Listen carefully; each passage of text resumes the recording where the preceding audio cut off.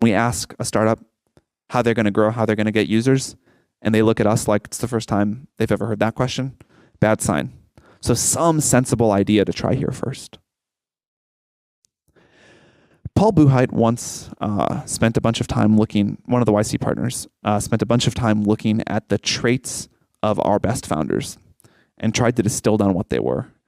And he came up with frugality, focus, obsession, and love. I think that is really good. I don't have much to add. But I think these are things that you should be able to say about what you're doing and you as a founder. And finally, I want to talk about why startups get to beat big companies. There are lots of reasons. I'm going to talk about a few common ones here. I think these trends are valuable enough that as you evaluate startup ideas you might do, it's worth thinking about if you fit into these. Because it's really hard for startups to beat big companies most of the time. And here are some areas where we see it happening repeatedly.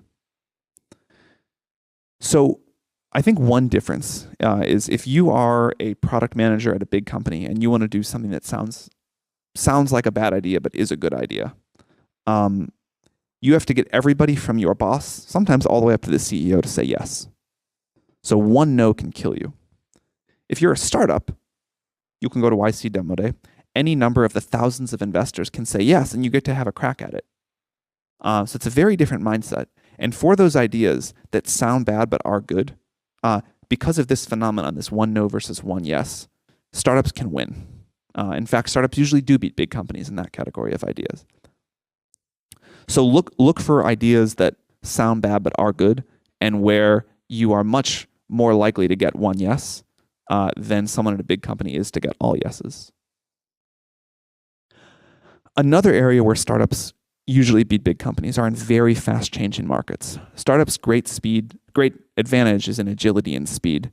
The more a market is changing, the higher the number of decisions you get to make, and the higher number of tweaks to your product and your strategy you get to make. And you want to optimize the number of those decisions that someone has to make to compete with you, because a big company will make them on average worse and certainly much slower than you do. So the speed of market evolution gives you a lot more chances to compound your advantage over a big company. And then finally, startups usually win on big platform shifts. Many people have observed that startups come in these clusters. Those clusters usually come after a big platform shift. We'll stick with the iPhone example here. After mobile apps became a thing, many new companies got started that are now quite valuable.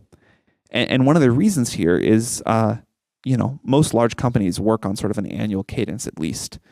And when there's a huge platform shift, they are not good at making a big enough strategic pivot. The battleship just turns too slowly. Whereas a startup can say, wow, woke up this morning, the world is fundamentally different than it was 6 months ago. We're going to go all in on this new direction. And so that's a way that startups usually win. Or that's an area where startups usually win. There are many others, but thinking about these three, I think, is directionally a good thing to do.